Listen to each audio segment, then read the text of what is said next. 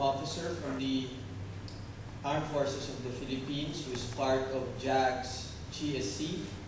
She is an Army Judge Advocate and Vice Person of the Philippine Army Gender Focal Point Committee.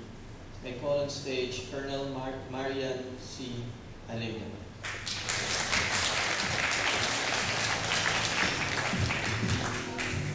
Good afternoon, everyone.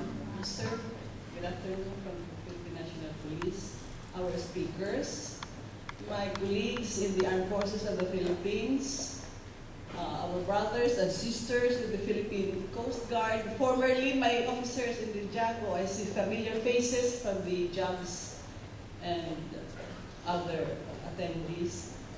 I am the Army Judge Advocate, and I am the most senior representative from the Armed Forces, so I took the cudgel of giving the reaction. First of all, we will notice that there are male members of the Armed Forces, officers, and enlisted men.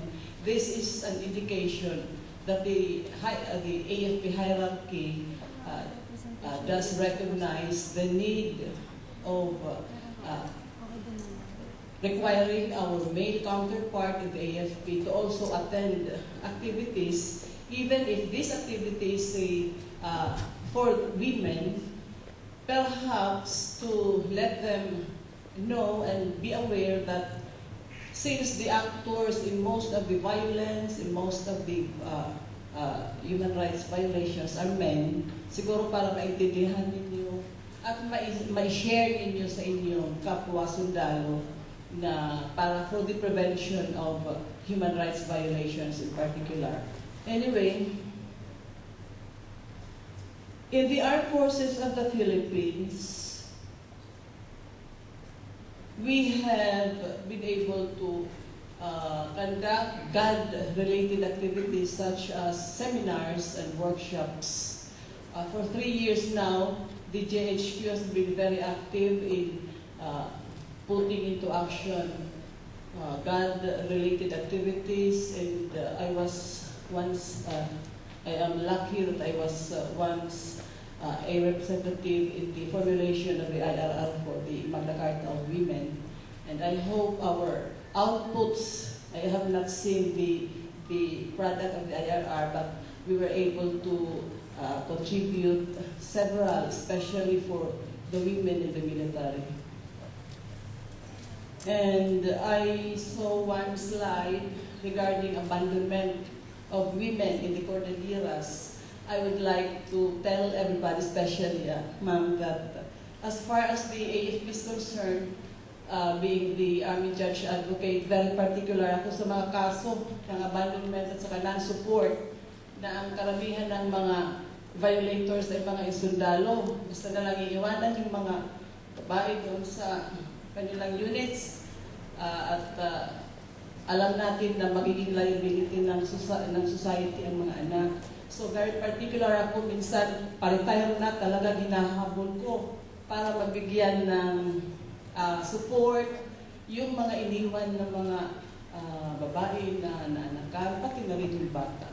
So I'm proud, ma'am, nga dito sa military we do not condone violations of this nature. In fact, very active tayo sa paghabol sa ating mga violators ng ganitong cases.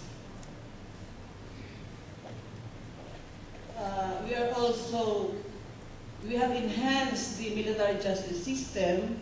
Ang ating administrative disposition of cases, ating inaano na matugunan yung mga violations, ma-dispose natin speedily and para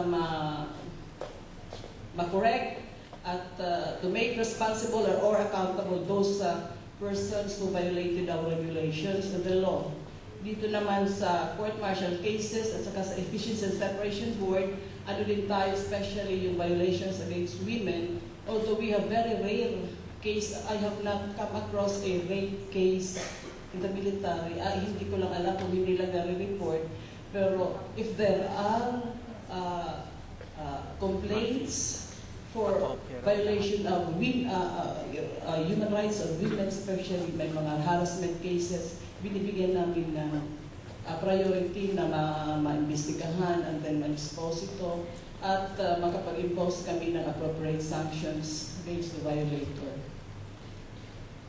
So far, ito ang nagawa namin sa AFP, and we will assure the Commission that we will cooperate and we will be very, very active in realizing the vision of the United Nations. Thank you.